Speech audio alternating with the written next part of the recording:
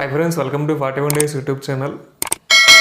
So మనం already previous క్లాస్లో RRB NTPC group డీకి సంబంధించి మనం చాలా వరకు టాపిక్స్ అని మనం చెప్పుకున్నాం. అంటే ఇంటర్లింకింగ్ టాపిక్స్ అని మనం ఆల్మోస్ట్ అన్ని ఏరియాస్ అనే మనం టచ్ చేసాం.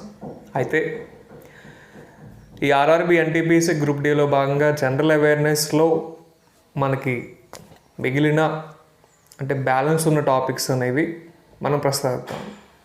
సో మనకి మిగిలిన బ్యాలెన్స్ ఉన్న టాపిక్స్లో నెక్స్ట్ మరో టాపిక్ కనుక తీసుకుంటే కమిటీలు అనేది కూడా మనకి తరచుగా ఒక మార్క్ అనేది రావటం జరుగుతుందండి. కమిటీలు అంటే జాతీయం పరంగా మనకు ఉన్న అతి ముఖ్యమైన కమిటీల గురించి మనం ప్రస్తావిద్దాం. సో ఫస్ట్ కమిటీ పేరు కనుక తీసుకుంటే Umesh Sinha committee. So Umesh Sinha committee దేనికి వస్తుందంటే భారత ఎన్నికల్లో సోషల్ మీడియా పాత్ర అంశాలకి సంబంధించి వస్తుందండి. భారత ఎన్నికల్లో సోషల్ మీడియా పాత్రని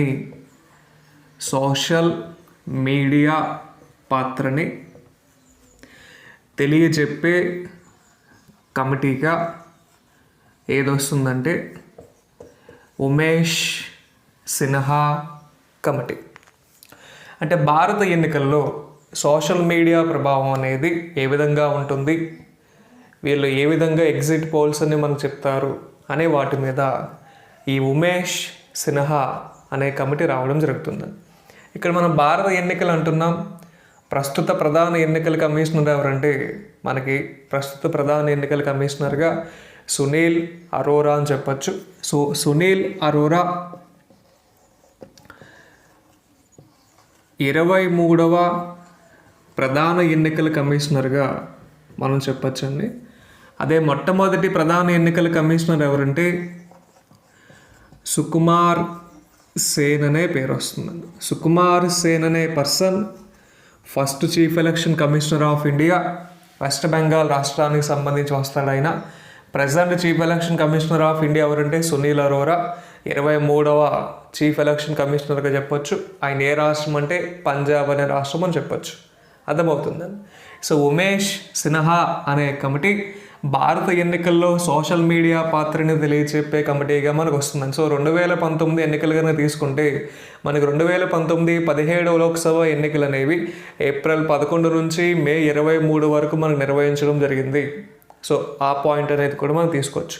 ప్రజెంట్ మనకి లోక్సభ 17వ లోక్సభ స్పీకర్ ఎవరంటే ఓం ప్రకాష్ బిర్లా చెప్పొచ్చు. Om Prakash Birla 17th speaker of the లోక్సభగా ఆయన ఏ రాష్ట్రం అంటే రాజస్థాన్ అనే అంశాన్ని మనం ప్రస్తావన చేయవచ్చు. క్లియర్.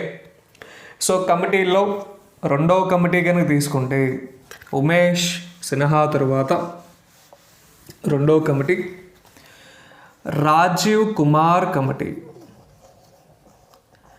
రెండవ కమిటీ కనుక తీసుకుంటే Rajiv Shukla, small correction, Rajiv Shukla committee. So Rajiv Shukla committee దేనికి వస్తుందంటే క్రికెట్కి సంబంధించి క్రికెట్ సంస్కరణల మీద బీసీసీఐకి రిపోర్ట్ ఇవ్వడానికి సంబంధించి వచ్చే కమిటీ ఏదంటే రాజీవ్ శుక్లా. సో క్రికెట్ సంస్కరణలకు సంబంధించి క్రికెట్ సంస్కరణల మీద బీసీసీఐకి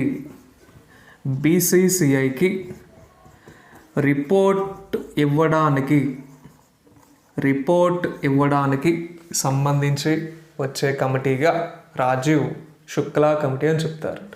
సో రాజీవ్ శుక్లా కమిటీ దేనికి క్రికెట్ సంస్కరణల మీద బీసీసీఐకి రిపోర్ట్ ఇవ్వడానికి ప్రవేశపెట్టిన కమిటీ ఏదంటే రాజీవ్ శుక్లా.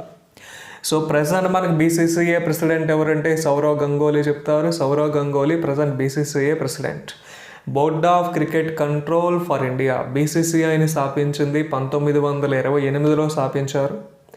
హెడ్ క్వార్టర్ ఎక్కడ వస్తుందంటే మనకి ముంబై వస్తుందండి. Board of cricket control for India అని మనం బీసీసీఐని అబ్రివేషన్గా చెప్తారు.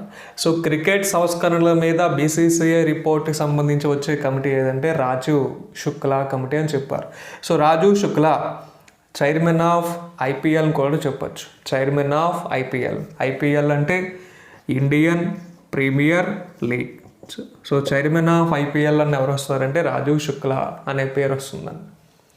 నెక్స్ట్ రాజీవ్ శుక్లా తరువాత మనం చెప్పే మరొక కమిటీ పేరు కనుక తీసుకుంటే KS Apparao committee. KS Apparao committee అని దేనికి వస్తుందంటే ఆంధ్రప్రదేశ్ రాష్ట్రంలో కాల్ మనీ అంశాలకి సంబంధించి వచ్చే కమిటీ అని. సో ఆంధ్రప్రదేశ్ రాష్ట్రంలో కాల్ మనీ అంశాల పర్యవేక్షణకు సంబంధించి వచ్చే కమిటీ ఏదంటే కేఎస్ అప్పారావు కమిటీ. సో మనం 2017-18 సంవత్సరాలు చూసాం. కాల్ మనీ లాంటి కేసెస్ అనేవి అధిక ప్రభావం అవడం వల్ల చాలామంది అప్పు తీసుకున్న పర్సన్స్ ఉరి వేసుకోవడం, ఆత్మహత్య చేసుకోవడం లాంటి సంఘటనలు చూసాం. అంటే అతి ఎక్కువ వడ్డీ రేటుకి అప్పులు ఇచ్చి అప్పులు కట్టలేని పక్షంలో వాళ్ళ ఆస్తులను కానీ వాళ్ళ పొలాలను కానీ జప్తు చేసుకున్న సందర్భాల్లో ఆ తీసుకున్న పర్సన్స్ చనిపోయిన సంఘటన మనకు జరిగింది. సో వాటి యొక్క నివేదిక అంశాలకి సంబంధించి వేసిన కమిటీ ఏదంటే కేఎస్ అప్పారావు కమిటీ అని చెప్తారు. సో కేఎస్ అప్పారావు కమిటీ ఆంధ్రప్రదేశ్లోని కాల్ మనీ అంశాలకు సంబంధించి వచ్చే ముఖ్యమైన కమిటీగా మనం చెప్పచ్చు. నెక్స్ట్ వీటి తర్వాత మరో ముఖ్యమైన కమిటీస్ కనుక మనం ప్రస్తావిస్తే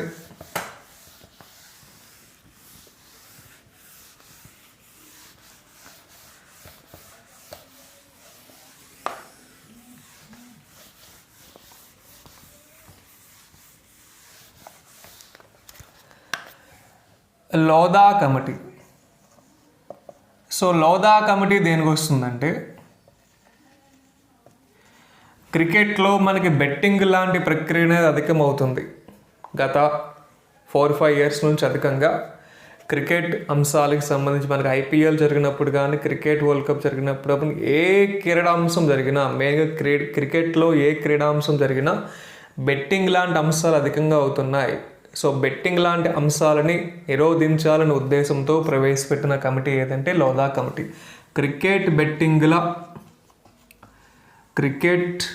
బెట్టింగ్ల అంశాల నిరోధానికి సంబంధించి వేసిన కమిటీ ఏదంటే లోధా కమిటీ. మనం చూసామండి ఐపీఎల్లో ఎవరు మనకి శ్రీశాంత్ అనే పర్సన్ బౌలర్ దొరికిపోవడం జరిగింది. ఆ విధంగా కొంతమంది పర్సన్స్ క్రికెట్లోనే క్రీడాకారులు కూడా వాళ్ళ కుమ్మక్కి అయిపోయి ఫ్రాంచైజెస్తో వేరే ప్రైవేట్ ఆర్గనైజేషన్స్తో సో అక్కడ బెట్టింగ్ లాంటి అంశాలకు సంబంధించి రీసెంట్గా మనకి రాజస్థాన్ రాయల్స్ని చెన్నై సూపర్ కింగ్స్ని కూడా ఎలిమినేట్ చేశారు ఐపీఎల్లో. సో ఇటువంటి సంఘటనలు అనేవి టీముల అంశాల పరంగానే కాకుండా మనకి బయట కూడా క్రికెట్ చూసే యువత అధికంగా బెట్టింగ్లకు పాల్పడి వాళ్ళ జీవితాలను నాశనం చేసుకుంటున్నారనే ఉద్దేశంతో ఈ క్రికెట్ బెట్టింగ్ల అంశాలు నిరోధించాలనే ఉద్దేశంతో ప్రవేశపెట్టిన కమిటీ ఏదంటే లోధా కమిటీ అని చెప్తారు. సో లోధా కమిటీ తర్వాత మనం చెప్పే మరో కమిటీ పేరు MB Shah committee. MB Shah committee దేనికి వస్తుందంటే నల్లధనం వెలికితీతకి సంబంధించి వస్తుంది. నల్లధనం వెలికితీత అంటే బ్లాక్ మనీని వెలికి తీయడానికి వేసిన కమిటీ ఏదంటే MB Shah committee. So MB Shah committee దేనికి వస్తుందంటే బ్లాక్ మనీని వెలికి తీయడానికి సంబంధించి వచ్చే కమిటీగా మనం ఎంబీ షా కమిటీ అంటారు.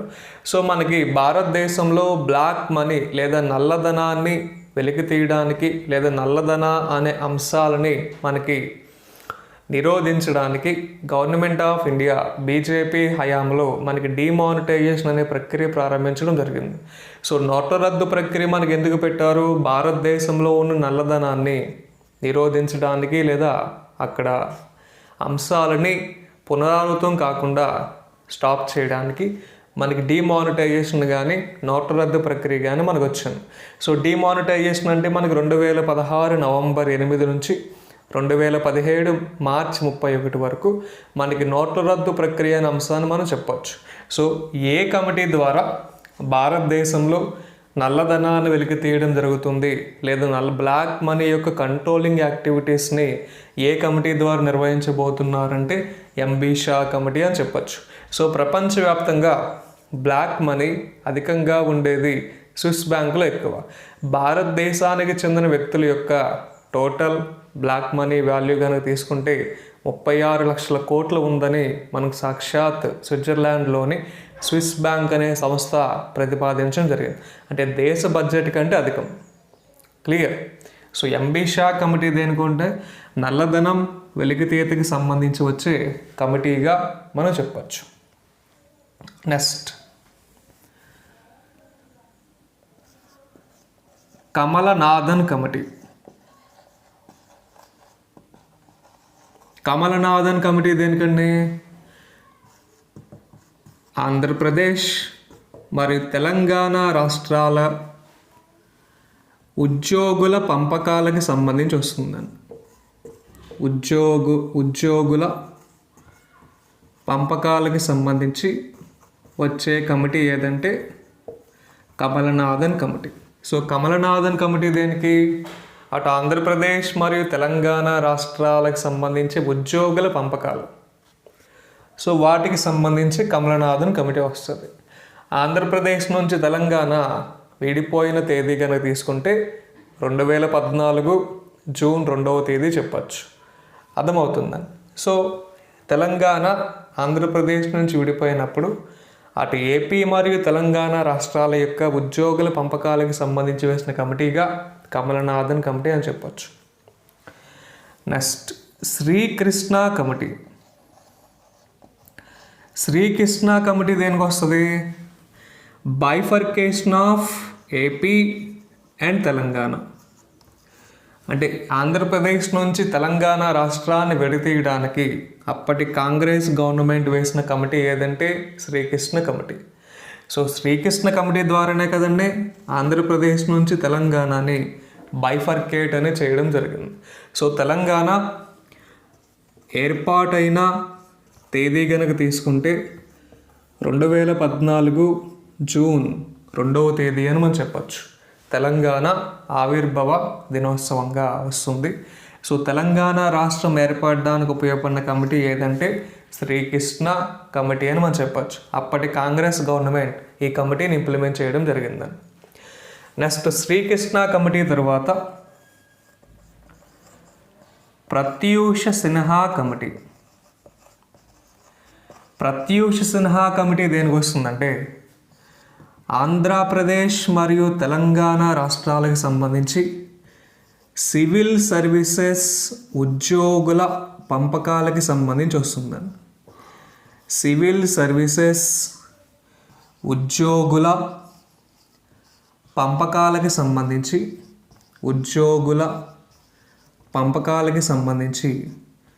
వచ్చే కమిటీ ఏదంటే Pratyusha Sinha committee. So Pratyusha Sinha committee దేనికి? ఏపీ మరియు తెలంగాణ రాష్ట్రాల్లో ఉండే సివిల్ సర్వీసెస్ ఉద్యోగుల పంపకాలకు సంబంధించి. కమలనాథన్ కమిటీ దేనికి? ఏపీ మరియు తెలంగాణ రాష్ట్రాల్లో ఉండే ఉద్యోగుల పంపకాలకి. ఇక్కడ సివిల్ సర్వీసెస్, అక్కడ normal employees, state government employees వస్తారు. సివిల్ సర్వీసెస్ అంటే ఫర్ ఎగ్జాంపుల్ ఆంధ్రప్రదేశ్ స్టేట్ యొక్క చీఫ్ సెక్రటరీ ఎవరంటే నీలం సాహ్ని అని, తెలంగాణ రాష్ట్రం యొక్క చీఫ్ సెక్రటరీ ఎవరంటే సోమేష్ కుమార్ అని చెప్తారు. సో అటువంటి సివిల్ సర్వీసెస్ యొక్క ఉద్యోగుల పంపకాలకు సంబంధించి వచ్చేది ప్రత్యూష్ సిన్హా. నార్మల్గా మనకి స్టేట్ గవర్నమెంట్ ఉద్యోగులకు సంబంధించి వచ్చేది కమలనాథన్ కమిటీ అని చెప్తారు. సో ప్రజెంట్ తెలంగాణ స్టేట్ యొక్క గవర్నర్ ఎవరంటే తమిళిసై సౌందర్యరాజన్. ప్రజెంట్ ఆంధ్రప్రదేశ్ గవర్నర్ ఎవరంటే బిశ్వభూషణ్ హరిచంద్ర అని చెప్తారు. ఓకే, అంటే కమిటీస్ పరంగా మనం వెరీ మోస్ట్ ఇంపార్టెంట్ కమిటీస్ని మనం ప్రస్తావిద్దాం. నెక్స్ట్ వీటి తర్వాత మనం చెప్పే మరొక కమిటీ పేరు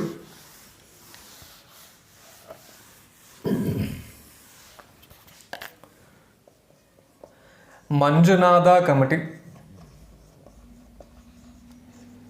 మంజునాథ కమిటీ. సో ఆంధ్రప్రదేశ్ రాష్ట్రంలోని కాపులకు రిజర్వేషన్ కల్పిస్తానికి ప్రవేశపెట్టిన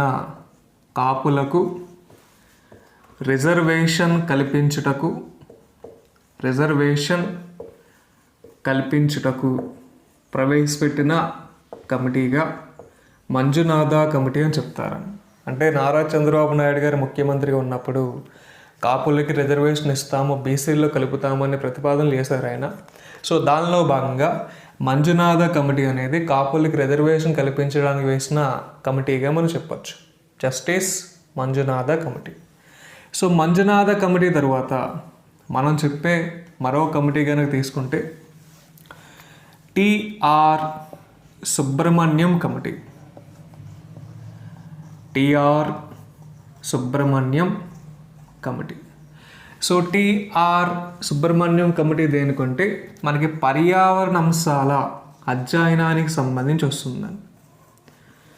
పర్యావరణ అంశాల అధ్యయనానికి సంబంధించి వచ్చే కమిటీ ఏదంటే టిఆర్ సుబ్రహ్మణ్య కమిటీ. అంటే ప్రజెంట్ మనకి ఇటు దేశవ్యాప్తంగా అటు ప్రపంచవ్యాప్తంగా మనకి ప్రకృతి విపత్తుల యొక్క సంఖ్య అనేది అధికమైంది. సో ప్రపంచవ్యాప్తంగా ప్రకృతి విపత్తులు అధికంగా సంభవిస్తున్న దేశాల్లో భారతదేశం యొక్క స్థానం ఎంతంటే 3వ స్థానంగా మనం చెప్పచ్చు. ప్రపంచవ్యాప్తంగా ప్రకృతి విపత్తులు అధికంగా సంభవిస్తున్న దేశాల్లో భారతదేశం యొక్క స్థానం ఎంతంటే 3వ స్థానంగా గత 20 దశాబ్దాల నుంచి, ఒక దశాబ్దం అంటే 10 సంవత్సరాలు కదండి, గత 2 దశాబ్దాల నుంచి అధికంగా ఏ దేశాల్లో ప్రకృతి విపత్తులు సంభవిస్తున్నాయి అని ఒక అధ్యయనాన్ని కండక్ట్ చేస్తే దాంట్లో అమెరికా మొదటి స్థానంలో ఉంటే భారత్ అనే దేశం 3వ స్థానంలో ఉందని. ఇక్కడ ఈ పాయింట్ అనేది కూడా మనకి ఇంపార్టెంట్. సో ప్రకృతి విపత్తుల ప్రభావిత దేశాల్లో భారత్ యొక్క స్థానం ఎంత అంటే మనం 3వ స్థానంగా చెప్పచ్చు. ప్రపంచ పర్యావరణ దినోత్సవంగా జూన్ 5వ తేదీ అనేది వస్తుందండి. జూన్ 5వ తేదీ. సో జూన్ 5ని ప్రపంచ పర్యావరణ దినోత్సవంగా లేదా వరల్డ్ ఎన్విరాన్మెంట్ డేగా మనం ప్రస్తావన చేయవచ్చు. సో ఈ విధంగా మనం ఈ అంశాన్ని చూడొచ్చు. టిఆర్ సుబ్రహ్మణ్యం అనేది పర్యావరణ అంశాల అధ్యయనానికి సంబంధించి వచ్చే కమిటీగా వస్తుంది. నెక్స్ట్ టిఆర్ సుబ్రహ్మణ్యం తర్వాత TSR Subrahmanyam. TSR Subrahmanyam. TSR Subrahmanyam దేనికంటే నూతన విద్యా విధానాల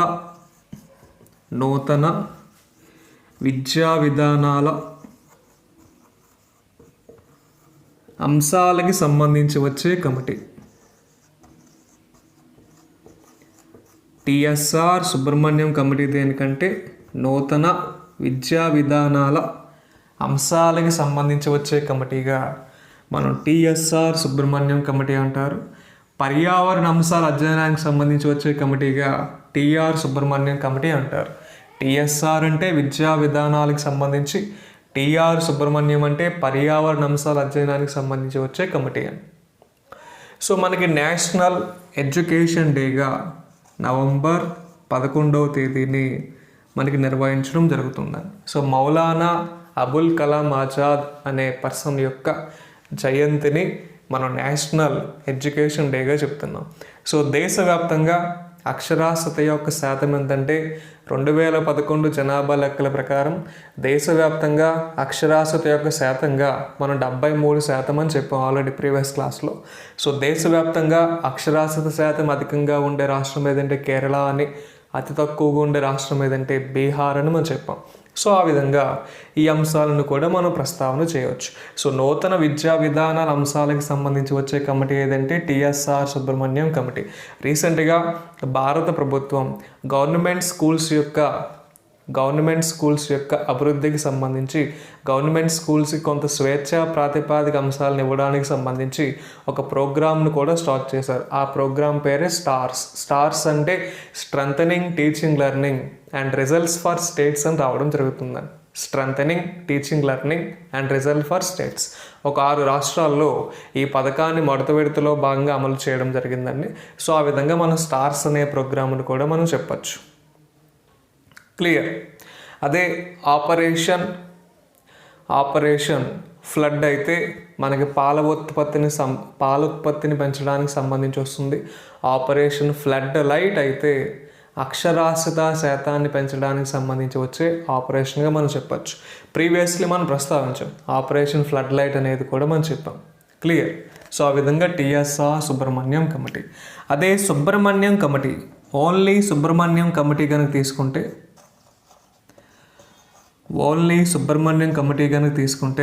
కార్గిల్ యుద్ధంలో చొరబాటుదారులకు సంబంధించి వస్తుందని. కార్గిల్ యుద్ధంలో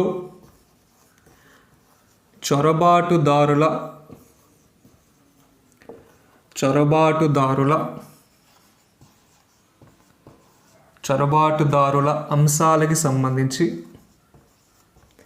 వచ్చే కమిటీగా సుబ్రహ్మణ్య కమిటీ అనేది వస్తుందండి. సో మనకి కార్గిల్ యుద్ధం జరిగి ఎన్ని సంవత్సరాలు పూర్తయిందంటే, సో మనకి కార్గిల్ యుద్ధం 1999 26th జూలైన జరిగింది భారత్కి పాకిస్తాన్కి. అంటే ఆల్మోస్ట్ మనకి 20 years కంప్లీట్ అయ్యి 21 yearలోకి మనం రావడం జరిగిందండి. సో ఈ కార్గిల్ యుద్ధంలో ఎవరైతే చొరబాటుదారులు ఉన్నారో వాళ్ళ యొక్క అంశాల పర్యవేక్షణకి సంబంధించి వచ్చే కమిటీ ఏదంటే సుబ్రహ్మణ్య కమిటీ. సో భారత్కి పాకిస్తాన్కి కార్గిల్ యుద్ధం సమయంలో మన దేశ సైన్యం ఎంతమంది చనిపోయారంటే ఆల్మోస్ట్ 500 పైమాటే సైన్యం చనిపోయారు. సో ఆ సమయంలో భారతదేశ ప్రధానమంత్రిగా ఉంది ఎవరంటే అటల్ బిహారీ వాజ్పేయి. రాష్ట్రపతిగా ఎవరు ఉన్నారంటే కేఆర్ నారాయణ్ అని చెప్పచ్చు. సో కార్గిల్ యుద్ధానికి సంబంధించి వచ్చి మనం విజయ్ దివాస్ అని చెప్తారు. కార్గిల్ విజయ్ దివాస్ని 26th జూలై అని కూడా మనం చెప్పడం జరుగుతుందండి. So present chief of the CDS chief of defence స్టాఫ్గా మనం బిపిన్ రావత్ అని చెప్పారు. అటు ఆర్మీ పరంగా, ఎయిర్ ఫోర్స్ పరంగా, నేవీ పరంగా త్రివిధ దళాధిపతిగా ఎవరు వస్తారంటే బిపిన్ రావత్. సో ఆ విధంగా మనం సుబ్రహ్మణ్య కమిటీని మనం ప్రస్తావన చేయొచ్చు. Previously Indian army, Indian air force, Indian నేవీకి సంబంధించి అధికారుల పేర్లు మనం ఆల్రెడీ ప్రస్తావించాం కాబట్టి ఆల్రెడీ మనం చూసుకోవచ్చు. నెక్స్ట్ సుబ్రహ్మణ్య కమిటీ తర్వాత మనం చెప్పే మరొక కమిటీ పేరు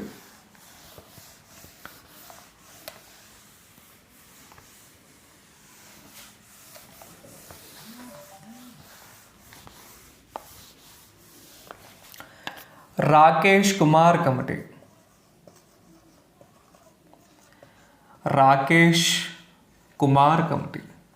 సో రాకేష్ కుమార్ కమిటీ దేనికి వస్తుందంటే రైల్వే సంస్కరణలకు సంబంధించి వచ్చే కమిటీ. రైల్వే సంస్కరణలపై వేసిన కమిటీ ఏదంటే Rakesh Kumar committee. So Rakesh Kumar committee railway సంస్కరణలకు సంబంధించి వచ్చే కమిటీగా చెప్పచ్చు. ప్రజెంట్ మనకి సెంట్రల్ రైల్వే మినిస్టర్ ఎవరంటే పీయూష్ గోయల్ అని చెప్పచ్చు. మనకి రైల్వే యూనివర్సిటీ కలిగి ఉన్న ప్రదేశం ఎక్కడంటే వడోదరా అని చెప్పచ్చు. ప్రజెంట్ రైల్వే బోర్డు చైర్మన్ ఎవరంటే మనకి చైర్మన్గా మనకి మెయిన్గా వినోద్ కుమార్ యాదవ్ అని చెప్పచ్చు. సో భారతదేశంలో మొట్టమొదటిసారిగా రైల్వే వ్యవస్థను ప్రవేశపెట్టింది ఎప్పుడంటే 1853 బై లార్డ్ డల్హౌసీ అని చెప్పచ్చు.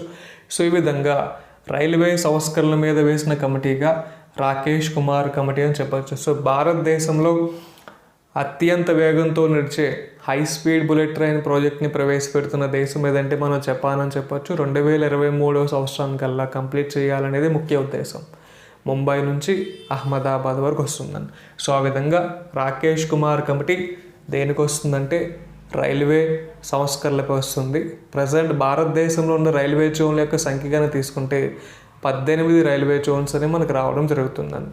సో ఆ విధంగా మనం ఈ అంశాలని ప్రస్తావన చేయవచ్చు. సో భారతదేశంలో రైల్వే వ్యవస్థ యొక్క అభివృద్ధికి సంబంధించి ప్రవేశపెట్టిన ప్రోగ్రామ్ ఏదంటే సేతు భారతం అనే పథకాన్ని చెప్తారు. సేతు భారతం అనే పథకం దేనికంటే మనకి జాతీయ రహదారుల పక్కన ఉండే రైల్వే లెవెల్ క్రాసింగ్స్ యొక్క ప్లేసెస్లో అండర్ బ్రిడ్జ్లు, ఓవర్ బ్రిడ్జ్ల నిర్మాణానికి సంబంధించి వచ్చే ప్రోగ్రామ్ ఏదంటే సేతు భారతం అనే ప్రోగ్రామ్ మనం గవర్నమెంట్ ఆఫ్ ఇండియా స్కీమ్స్లో స్టార్టింగ్లో మనం ప్రస్తావించాం. సో ఆ విధంగా ఈ అంశాలన్నీ కూడా మనకు రైల్వేకి సంబంధించి మనం ప్రస్తావన చేయవచ్చు. ప్రజెంట్ భారతదేశంలో అతి ఎక్కువ వేగంతో నడిచే ట్రైన్ ఏదంటే వందే భారత్ ఎక్స్ప్రెస్ అని ఢిల్లీ నుంచి వారణాసి. అతి ఎక్కువ దూరం ప్రయాణం చేసే రైలు ఏదంటే మనకి వివేక్ ఎక్స్ప్రెస్ అని దిబ్రూగఢ్ నుంచి కన్యాకుమారి వరకు వస్తుందండి. సో ఆల్రెడీ మనం సేతు భారతం అనే పథకం చెప్పినప్పుడు ఈ అంశాలని దాంట్లో ప్రస్తావించాం, మీరు వాటిని చూసుకోవచ్చు. సో రాకేష్ కుమార్ కమిటీ దేనికి వస్తుందంటే రైల్వే సంస్కరణలకు సంబంధించి వచ్చే కమిటీగా మనం తీసుకోవచ్చు. Next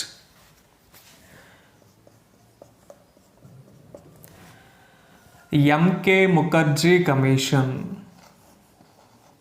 MK Mukherjee commission.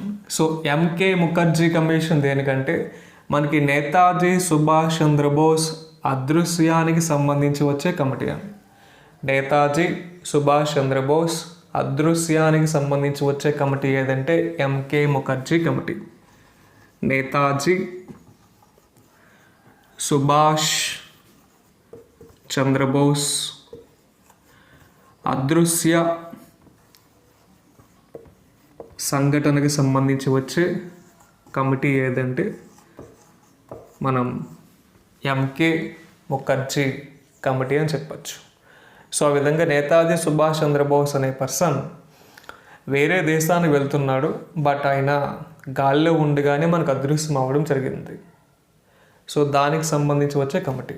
Netaji Subhash Chandrabose యొక్క పుట్టిన తేదీని దేశ్ ప్రేమ్ దివాస్గా చెప్తారు. సో దేశ్ ప్రేమ్ దివాస్ ఎప్పుడంటే జనవరి 23వ తేదీగా మనం చెప్పచ్చు.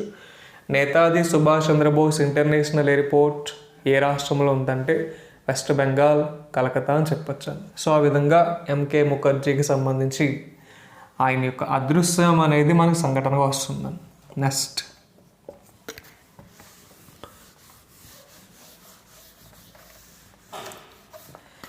Liberhan commission. Liberhan commission. So Liberhan commission దేనికంటే బాబ్రీ మసీద్ కూల్చివేతకి సంబంధించి వస్తుందండి. లిబర్హన్ కమిషన్ దేనికంటే బాబ్రీ మసీద్ కూల్చివేతకి సంబంధించి వచ్చే అంశంగా చెప్పచ్చు 1992లో. సో బాబ్రీ మసీద్ కూల్చివేత అంశాలకు సంబంధించి వచ్చే కమిషన్ ఏదంటే లిబర్హన్ కమిషన్.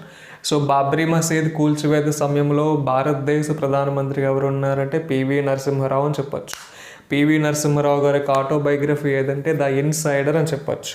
సో మధ్యాహ్న భోజన పథకాన్ని ప్రవేశపెట్టిన ప్రధానమంత్రి ఎవరన్నా మనం పివి నరసింహారావు చెప్పచ్చు 1995. ఈ విధంగా బాబ్రీ మసీద్ సంఘటనలకు సంబంధించి వచ్చే కమిషన్గా లిబర్హన్ కమిషన్ అని చెప్తారు. రీసెంట్గా బాబ్రీ మసీద్ కూల్చివేత సమయంలో ఎవరైతే దోషులుగా ఉన్నారో వాళ్ళ 10 మందిని రీసెంట్గా నిర్దోషులుగా సుప్రీంకోర్టు ఆఫ్ ఇండియా ప్రకటించింది. So supreme court of India Babri మసీద్ సంఘటనలో దోషులుగా ఉన్న 10 మంది నిర్దోషులుగా ప్రకటించిన తేదీ ఏదంటే 2020 సెప్టెంబర్ 30 అని చెప్పచ్చు. 2020 సెప్టెంబర్ 30వ తేదీన వాళ్ళని నిర్దోషులుగా ప్రకటించడం జరిగిందని. సో వాళ్ళలో ఎల్కే అద్వానీ, మనకి ఉమాభారతి, ఇటువంటి పర్సన్స్ అందరూ కూడా ఉన్నారండి. సో ఆ విధంగా మనం తీసుకోవచ్చు. సో బాబ్రీ మసీద్ అంశాలకి సంబంధించి. సో రామ మందిర నిర్మాణానికి సంబంధించి కూడా నరేంద్ర మోదీ భూమి పూజ ఎప్పుడు చేశాడంటే 2020 ఆగస్ట్ 5వ తేదీ అని చెప్పొచ్చు.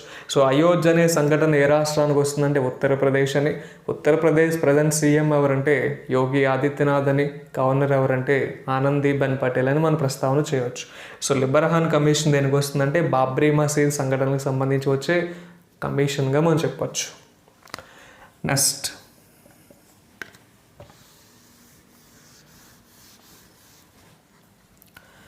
నటరాజన్ కమిషన్. ఇందిరాగాంధీ హత్య అంశాలకి సంబంధించి వచ్చే కమిషన్ అండి.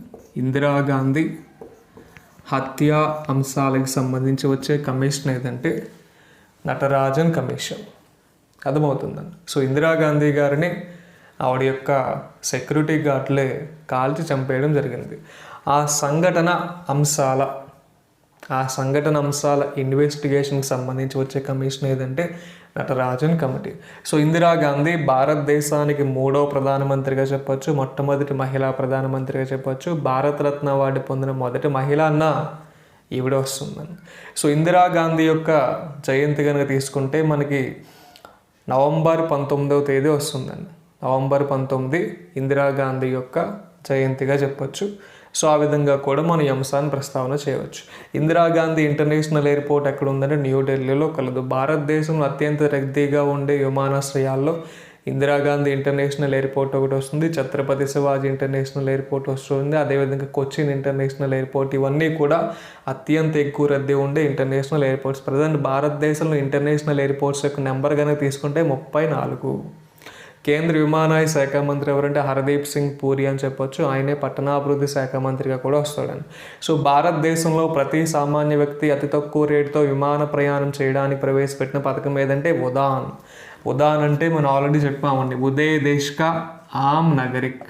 సో ఉడాన్ అంటే ఉదయ్ దేశ్ కా ఆమ్ నాగరిక్ అనే అంశాన్ని మనం చెప్పచ్చు. అంటే లో కాస్ట్ ఫ్లైట్ జర్నీ స్కీమ్గా వస్తుందని. సో ఉడాన్ అనే స్కీమ్ని 2017లో ప్రవేశపెట్టడం జరిగింది. షిమ్లా నుంచి ఢిల్లీ వరకు మొట్టమొదటి ఫ్లైట్ సర్వీస్ అనేది ప్రారంభించడం కూడా జరిగిందని. సో ఈ అంశాల్లో భాగంగా మనం దీన్ని ప్రస్తావన చేయవచ్చు.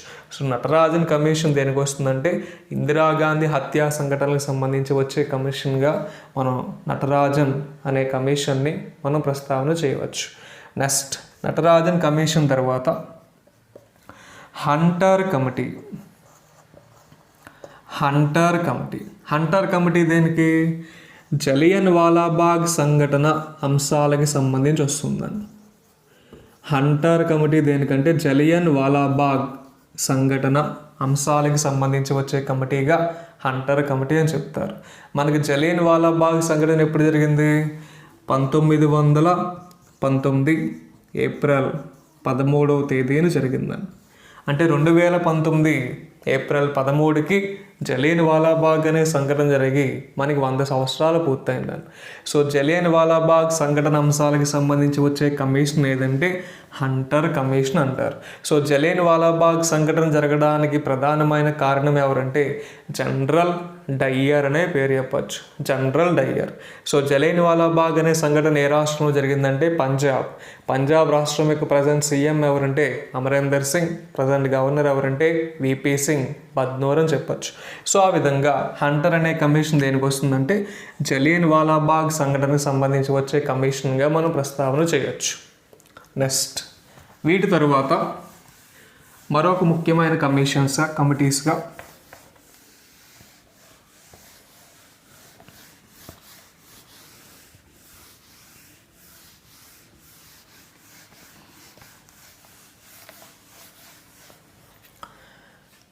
నరసింహన్ కమిటీ.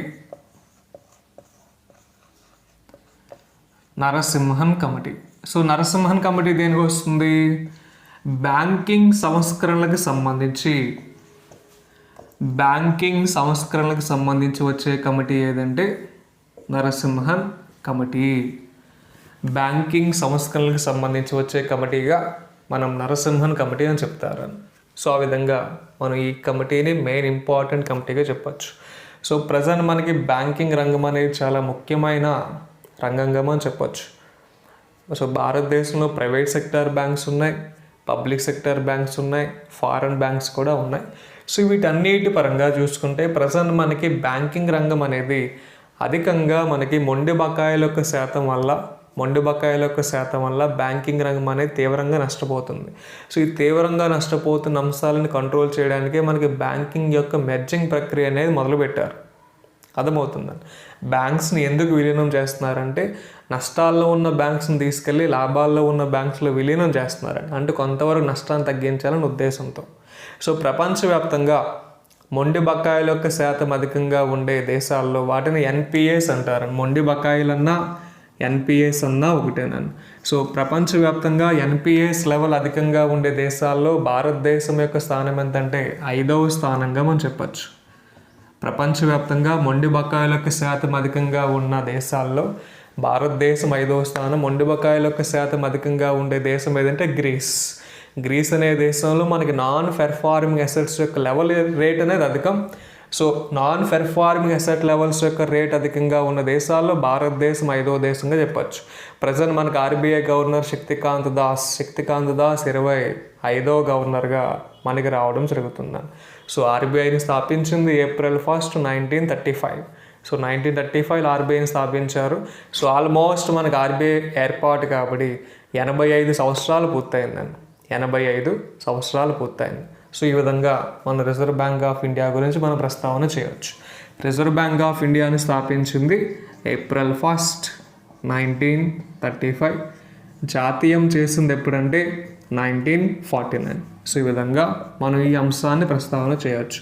ఆర్బీఐ ఏర్పాటయ్యి 85 సంవత్సరాలు పూర్తయింది.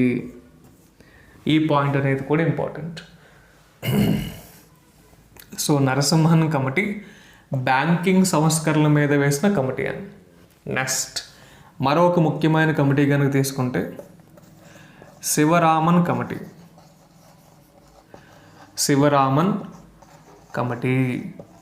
శివరామన్ కమిటీ దేనికి వస్తుందండి? మనకి నాబార్డ్ అనే సంస్థని ఏర్పాటు చేయడానికి సంబంధించి వచ్చే కమిటీ ఏదంటే శివరామన్ కమిటీ. నాబార్డ్ అనే సంస్థ ఏ కమిటీ ద్వారా ఏర్పడిందంటే శివరామన్ కమిటీ అని చెప్తారు. సో నాబార్డ్ అనే సంస్థని ఏర్పాటు చేసింది ఎప్పుడు? 1982లో ఏర్పాటు చేశారు. హెడ్ క్వార్టర్ అనేది ముంబైగా వస్తుందని. ప్రజెంట్ నాబార్డ్ చైర్మన్ ఎవరంటే చింతల గోవిందరాజులు అనే పేరు చెప్తారు. National bank for agriculture and rural development. పల్లె గ్రామీణ ప్రాంతాలు వ్యవసాయం చేసే రైతులకు రుణాలు ఇవ్వడమే కాకుండా ఆ పల్లె గ్రామీణ ప్రాంతాల అభివృద్ధికి సంబంధించి లోన్స్ కల్పించే సంస్థగా కూడా మనం నాబార్డ్ అని చెప్పచ్చు. సో అటువంటి నాబార్డ్ అనే సంస్థ ఏర్పాటు కావడానికి ఏ కమిటీ ముఖ్యంగా ఉపయోగపడిందంటే శివరామన్ కమిటీ అని చెప్తారు. National bank for agriculture and rural development. Next Sivaramakrishna committee.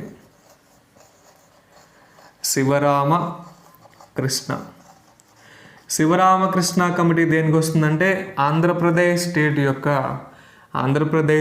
యొక్క క్యాపిటల్ ఫార్మేషన్కి సంబంధించి వస్తుందని. ఆంధ్రప్రదేశ్ రాష్ట్రం యొక్క రాజధాని నిర్మాణానికి సంబంధించి వచ్చే కమిటీ ఏదంటే శివరామకృష్ణ కమిటీ. సో మనకి నారా చంద్రబాబు నాయుడు ముఖ్యమంత్రిగా ఉన్నంత వరకు ఆంధ్రప్రదేశ్ క్యాపిటల్గా అమరావతిని ఆయన ప్రస్తావించడం జరిగింది. బట్ ఎప్పుడైతే జగన్మోహన్ రెడ్డి ముఖ్యమంత్రి అయ్యాడో ఆంధ్రప్రదేశ్కి 3 రాజధానులైన ప్రస్తావన తెచ్చారు. సో వీటిలో మనకి 3 రాజధానుల్లో భాగంగా కర్నూలు, విజయవాడని, విశాఖపట్నాన్ని గుర్తించడం జరిగిందని. అంటే legislative capital, executive capital, judicial క్యాపిటల్గా వాళ్ళు డెరైవ్ చేశారు. సో వీటిలో మనకి మెయిన్ క్యాపిటల్ అనేది కనుక తీసుకుంటే విశాఖపట్నం అనేది మనకి రానుంది.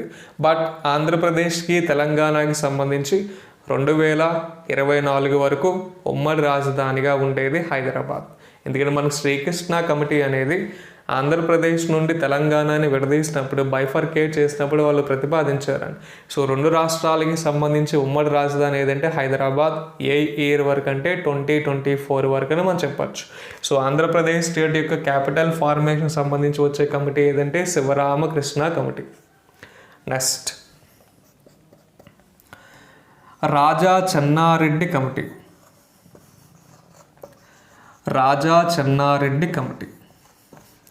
సో రాజా చెన్నారెడ్డి కమిటీ దేనికి వస్తుందంటే దేశంలో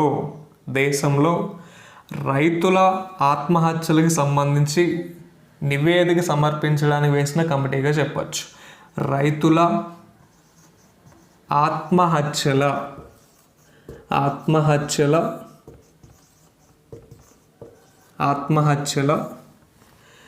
ఇన్వెస్టిగేషన్, రైతుల ఆత్మహత్యల సంఘటనలకు సంబంధించి వేసిన కమిటీ అంటే రైతులు అనేవాళ్ళు ఎందుకు ఆత్మహత్యలు చేసుకుంటున్నారు, దానికి గల కారణాలు ఏంటనేది తెలియచెప్పడానికి వచ్చిన కమిటీ ఏదంటే రాజా చెన్నారెడ్డి కమిటీ అని చెప్తారు. సో దేశవ్యాప్తంగా రైతు ఆత్మహత్యలు అధికంగా ఉండే రాష్ట్రాల్లో ఫస్ట్ మహారాష్ట్ర ఉంటే, సెకండ్ కర్ణాటక ఉంది, థర్డ్ తెలంగాణ ఉంది. దేశవ్యాప్తంగా రైతు ఆత్మహత్యలు అధికంగా ఉండే టాప్ 3 స్టేట్స్ పరంగా కనుక తీసుకుంటే first Maharashtra, second Karnataka, third Telangana, Andhra Pradesh 6వ స్థానంలో ఉందండి. సో ఆ విధంగా కూడా మనం దీన్ని ప్రస్తావన చేయవచ్చు. ప్రస్తుత కేంద్ర వ్యవసాయ శాఖ మంత్రి ఎవరంటే నరేంద్ర సింగ్ తోమర్ అనే పేరు మనం చెప్పవచ్చు. సో డిసెంబర్ 23ని కిసాన్ దివాస్ అని కూడా చెప్తారు. జాతీయ రైతుల దినోత్సవంగా చౌదరి చరణ్ సింగ్ యొక్క జయంతిగా మనం చెప్తారు. సో ఆ విధంగా రాజా చెన్నారెడ్డి అనే అంశాన్ని కూడా మనం ప్రస్తావన చేయవచ్చు. నెక్స్ట్ వీటి తరువాత ఇంకా ముఖ్యమైన కమిషన్స్గా మరికొన్ని కమిటీస్ వస్తాయండి. వాటిలో first Ashok Mehta committee. Ashok Mehta committee. So Ashok Mehta committee దేనికి వస్తుంది? 2 అంచెల పంచాయతీ వ్యవస్థకి సంబంధించి వస్తుందండి. అశోక్ మెహతా కమిటీ దేనికి? 2 అంచెల పంచాయతీ వ్యవస్థకి సంబంధించి వచ్చే కమిటీ ఏదంటే అశోక్ మెహతా కమిటీ. అదే బల్వంత్ రాయ్ కమిటీ దేనికి? 3 అంచెల పంచాయతీ. బల్వంత్ రాయ్ కమిటీ కనుక తీసుకుంటే 3 అంచెల పంచాయతీ వ్యవస్థకి సంబంధించి వచ్చే కమిటీగా బల్వంత్ రాయ్ కమిటీ అని మనం చెప్పచ్చు. అర్థమవుతుందండి. అశోక్ మెహతా, బల్వంత్ రాయ్ కమిటీ పంచాయతీ వ్యవస్థ యొక్క అభివృద్ధికి సంబంధించి 2 అంచెలు 3 అంచెల పంచాయతీ వ్యవస్థకి సంబంధించి వచ్చే కమిటీస్గా మనం చెప్పచ్చు. అదేవిధంగా royal commission or Hilton young commission ఏదైనా పర్లేదు. So royal commission or Hilton young commission దేనికి వస్తుందంటే రిజర్వ్ బ్యాంక్ ఆఫ్ ఇండియాని స్థాపించడానికి సంబంధించి వచ్చే కమిషన్. రాయల్ కమిషన్ అన్న హిల్టన్ యంగ్ కమిషన్ అన్న ఒకటేనండి. రిజర్వ్ బ్యాంక్ ఆఫ్ ఇండియాని ఏర్పాటు చేయడానికి వేసిన కమిషన్గా చెప్పచ్చు. సో కమిటీలు మరియు కమిషన్లు మనకి చాలా వస్తాయండి. బట్ ముఖ్యమైన కమిషన్స్గా, ముఖ్యమైన కమిటీస్గా మనం వీటి గురించి ప్రస్తావన చేయొచ్చు. అర్థమవుతుందండి. సో ఆల్మోస్ట్ మనకి కమిటీస్ అన్నీ కూడా వెరీ మోస్ట్ ఇంపార్టెంట్ కమిటీస్గా మనం చెప్పచ్చు. సో రిమైనింగ్ టాపిక్స్ అన్నీ కూడా మనం నెక్స్ట్ క్లాస్లో ప్రస్తావిద్దాం. All the best.